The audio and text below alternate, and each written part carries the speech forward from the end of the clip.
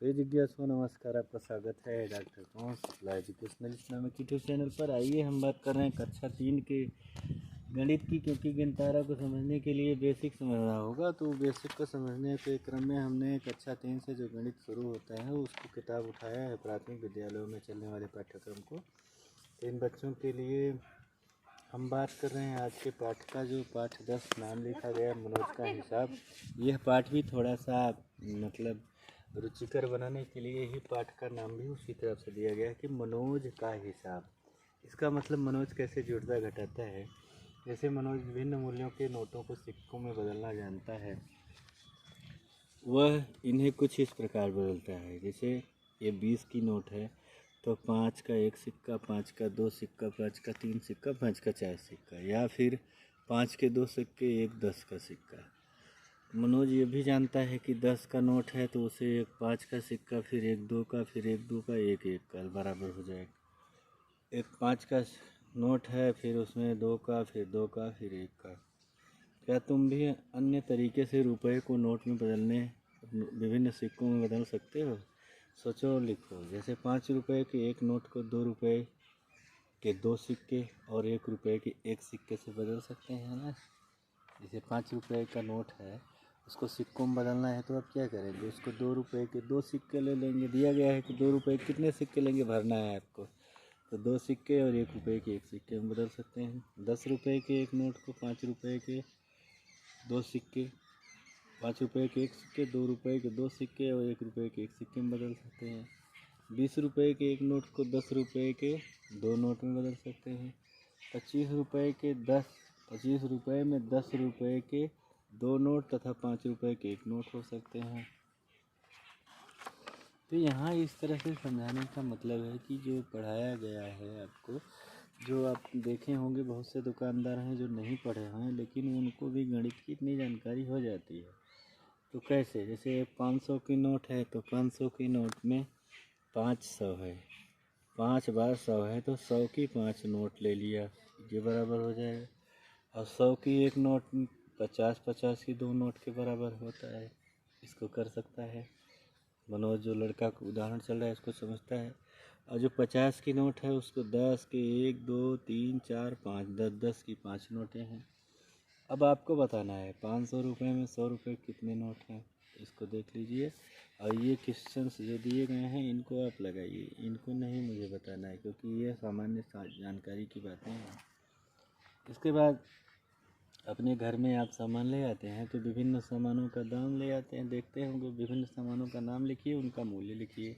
मान लीजिए उदाहरण दिया गया कि मनोज उसके दोस्त मेला गए, मनोज ने कुछ सामान खरीदा। देखिए कुल सामान कितने का है, तो खिलौने 135 रुपये के लिए, मिठाई 48 रुपये का, ये रुपये का चिन्ह है। आप जानते हैं रुपये का चिन्ह है, ये आ गया है आपके भारत की जो मुद्रा है उसका चिन्ह ये है र। उसके बाद र के जो नीचे है यहाँ एक बराबर बना दीजिए, तो ये हो गया रुपये का चिन्ह। 135 रुपये कुल खर्च कितना हुआ जोड़ देंगे। अब मनोज ने 183 रुपये खर्च किए, दुकानदार को 100 रुपये का एक और 50 रुपये का एक नोट, 10 रुपये के 3 नोट, 1 रुपये के 3 सिक्के दिए। तो इस तरह से आप बैंकों में जाएंगे अभी तो देख सकते हैं किस तरह से करना होता है। 100 गुणे 1 नोट, 50 गुणे 1 नोट, 10 गुणे 3 नोट यानी 30 रुपया, 1 गुणे 3 नोट यानी 3 रुपया, जोड़ दिया तो कितना हो गया 183 रुपया। तो कितने तरीक़ों से आप 183 रुपये को जोड़ सकते हैं यहाँ बताया गया है। अब घटाने की बात कर रहे हैं, यदि मनोज 100 रुपये के 2 नोट देता है तो मनोज को दुकानदार कितना वापस करता है। इसके लिए 200 रुपये, 100 के 2 नोट 200 हो गए, इसमें से 183 घटाता तो आप घटाना जानते हैं 17 रुपये आता। मनोज ने मिठाई खरीदने की तुलना में खिलौने पे कितना ज़्यादा खर्च किया। मिठाई खिलौने पे 135 रुपये खर्च किया है और 48 रुपये की मिठाई पर खर्च किया है, तो घटा दिया अपने 135 में से 48, 87 रुपये हो गए।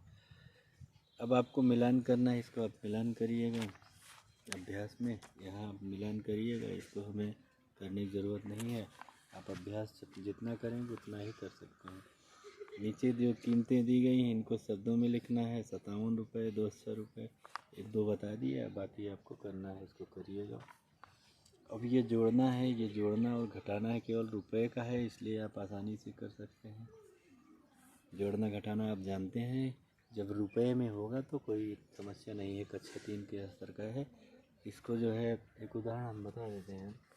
ये वाला रीना ने 75 रुपये का पर्स खरीदा। कितने का? 75 का पर्स खरीदा। दुकानदार को 100 रुपये के नोट दिया। तो सामान जो लिया उसने 75 रुपये का लिया है और नोट कितने का दिया है? 100 रुपये का दिया है। तो आप 100 रुपये जो उसका नोट है उसमें से आप 75 घटा देंगे। आप घटाना जानते हैं। शून्य में से 5 घटेगा नहीं तो यहाँ से एक उधार ले, यहाँ भी यहाँ से एक उधार ले तो यहाँ 10 हुआ, यहाँ से एक उधार ले गए तो यहाँ 10 हुआ, और 10 में से 5 घटाए तो 5 हो गया। यहाँ 9 बचा, 9 में से 7 घटाए 2 रुपये हो गए। तो ये आपका 25 रुपये आपका उत्तर हो गया कि 25 रुपये उसे वापस कर दिए। इस तरह से इस अभ्यास को लगाइए तो मनोज का हिसाब वाला चैप्टर आपको समझ में आ जाएगा। इसके बाद इसको थोड़ा सा पढ़िए। जितना आपने सीखा है अभी तक, जितना कक्षा 3 के गणित में हमने बताया उन सब का एक अभ्यास है यह, इसलिए इसको बाकायदा करिएगा। फिर अगली बात की तरफ चलते हैं हम, जो टिक टिक चले घड़ी पाठ 11 के नाम से है, उसको भी बात करते हैं। टिक टिक चले घड़ी, इसकी बात करें इसी वीडियो में, नहीं अगले वीडियो में बात करते हैं। आप चैनल लाइक शेयर सब्सक्राइब करिएगा। जो बातें ना समझ में आए मुझे बताइएगा। धन्यवाद, नमस्कार।